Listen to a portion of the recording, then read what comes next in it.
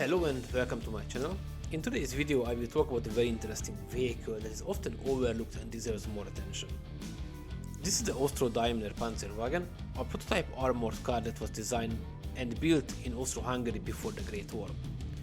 The Austro-Daimler Panzerwagen was one of the first attempts to create a fast and agile vehicle that could perform reconnaissance and combat missions on the battlefield.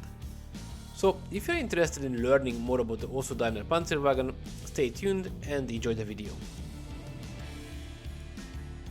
In the early 20th century, a new era of military technology was emerging, and two pioneering armored vehicles emerged as pathfinders: the Franco-Russian Sharon and the Austro-Daimler Panzerwagen. These armored cars featured fully enclosed bodies, 360 degrees traversing turrets, armed with machine guns, and remarkable innovations that were far ahead of their time. Although these were not the first armored cars, as others existed, but those were more of regular cars with added armaments and weapons.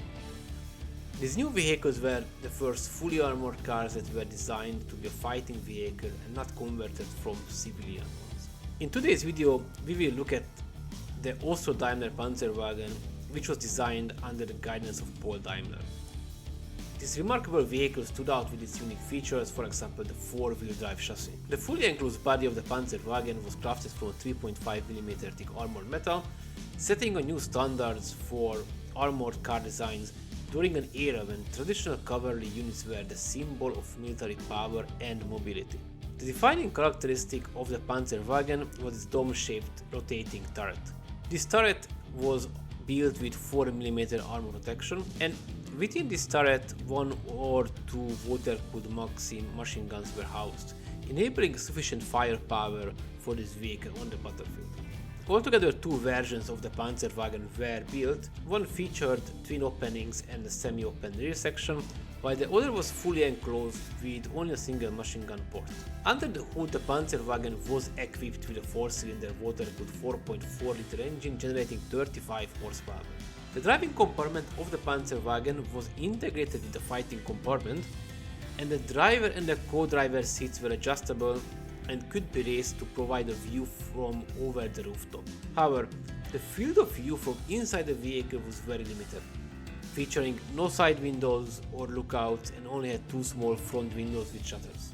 The vehicle had a 4x4 setup, and it also had differentials at the front and the rear, granting the vehicle off-road capabilities, and comparing to its age motor vehicles, this was actually somewhat impressive. The Austro-Daimler Panzerwagen was introduced to the German Imperial Army at the Kaiser's maneuvers of 1905 and to the Austro-Hungarian Army in 1906. Surprisingly, neither of these nations chose to adopt this armored car for their military forces, and despite the creation of two of these vehicles, the Panzerwagen was not deemed a success in its time.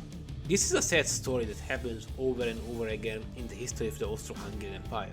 Many brilliant engineers come up with amazing ideas and inventions, but the rulers of the empire don't see how important they are and let other countries take advantage of them. This is how the empire loses its edge and falls behind in science, technology and innovation.